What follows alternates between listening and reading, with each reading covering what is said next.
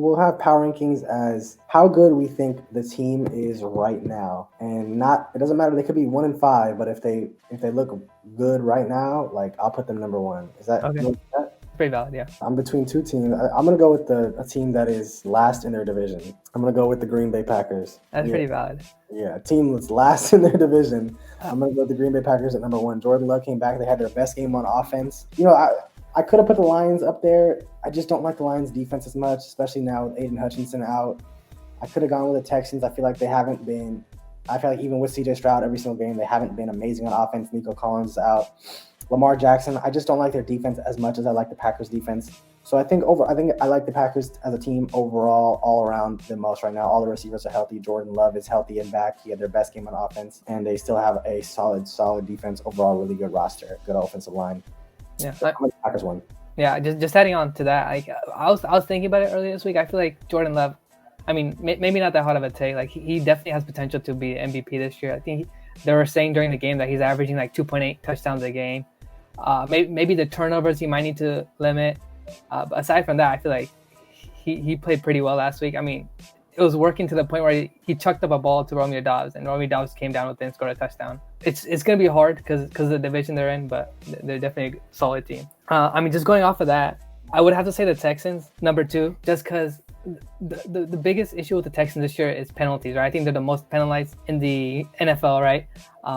If they limit that, I definitely think they're gonna be a really good team. I mean, Joe Mixon came back. They played really well this week. I think the issue with them is they come out and have great what's it called, great starts to the game, but they can't finish. And I feel like all these issues, all this stuff is something that they can address and definitely fix and become better at, and they'll definitely be up there. Fair enough.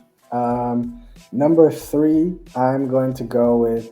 I don't know. I just don't like their quarterback, but I'm gonna go with the Detroit Lions at number three. They just put up like 50 on the Cowboys. Absolutely no mercy. I mean, that offense is just loaded. Offensive line: Amon-Ra, Jameson Williams, Sam Laporta, David Montgomery, Jahmyr Gibbs, Jared Goff's playing solid. That offensive coordinator. I mean, that offense is absolutely lethal. Defensively, like we said, they lost Hutchinson. I think there's maybe a couple parts in their secondary that are vulnerable. They have a really good interior D-line, though, so they do a pretty good job against the run. I would say they're a little bit better on defense than last year. Okay.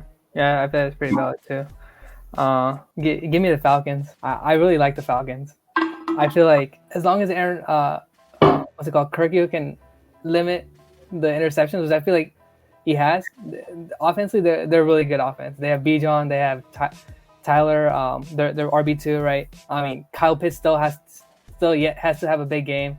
I mean, I don't know. I feel like the wide receiving corp has grown on me like since the beginning of the season. I feel like they've been playing really well, right? Drake London, Darnell Mooney, Ray McLeod. I mean, they get the job done, and I feel like with Raheem Morris as defensive coordinator, they haven't played bad. I think. I mean, they lost their first two games, and they're on a 4-game winning streak right now. So. You know, it's interesting. We're on pick number 5, and we still have both the two teams that are undefeated are still not ranked right now. Okay, number 5, I'm between 3 teams. I'm going to go with the Baltimore Ravens at number 5. Okay. I feel like the Ravens offense has been a handful. Lamar right now, and the way Lamar and Derrick Henry are playing right now, it's just hard to stop. It's just hard to stop that offense. When they're clicking on all cylinders, that offense is probably one of the hardest offenses to stop. Lamar's a great passer, and with Zay Flowers in his second year, I feel like that gives him a pretty viable threat to pass the ball to. They got Mark Andrews and Isaiah Likely at tight end. Great duo of tight ends. Rashad Bateman will make some plays every once in a while. That offense is really good. They do have some stars on defense. They have a really good first round rookie corner. They have Marlon Humphrey. Their D tackle is very, very good. I don't really want to try to say his name. And then Roquan Smith is still there. So they got some stars on defense still. It's not exactly up to par with maybe the past couple of years, but they still have a good enough defense to where, complemented by their offense, they're a really good team, I would say. So that's my number 5. Okay. Yeah, I mean, I'd be crazy not to put the Chiefs in anywhere top 10. So I probably put them at the 6th so they don't slip any further. I mean, they have Patrick Mahomes at the end of the day, right? Kareem Hunt behind that O-line. I like that too. Travis Kelce is still there, right? So the passing game, I mean, it looks like it's been picked up the last 2 weeks, right? Passing game. I still feel like they can do better. Their Juju Smith-Schuster can probably play a bigger role. I I think he probably will. I'm not leaving out hope that they could trade for a wide receiver, right? By the deadline, they still have like 2 to 3 more weeks before the trade deadline to trade for a wide receiver. I mean, and defense, right? Their defense has kept them in so many games, and like I don't see that not going away from them this year either, with Steve Spagnuolo running that defense. Yeah, agreed. Makes sense. That was one of the teams I was between for number 5. Okay, number 7, between two NFC teams, I'm going to say I'm going with the 49ers. I know that might be biased. It might be a little bit biased because the other team I was thinking about was the team that beat them, the Minnesota Vikings. But I just think Niners don't have that blocked punt, and they don't absolutely like screw up and make a brain fart error in letting Justin Jefferson get down the field. And I think the Niners have fixed some of their issues in the secondary that the Niners, if they played again today, I think Brock Purdy would also have a little bit of a better game. And so I don't know if Sam Darnold is going to be playing as well as he has, in my opinion. I think I would take the Niners. If they play against the Vikings tomorrow, I would pick the Niners to win that game. So that's why I'm going to go with the Niners at number 7. Yeah, there's definitely a lot of bias in there. I probably wouldn't even put them top 10 right now. So let's say the Niners were playing tomorrow, right? So let's say there are 10 teams that the Niners could play tomorrow who where you would say like you would pick the other team over the Niners to win? Yeah, 100%. Like very certainly too. I mean, that's fair. It has to be pretty fair, right? I mean, they lost to the Rams. They lost to the Cardinals, who are bottom of the league teams right now. You can say they were a block punt away from winning that game. I mean, they were literally a pick and a fumble away from being absolutely destroyed in that game too.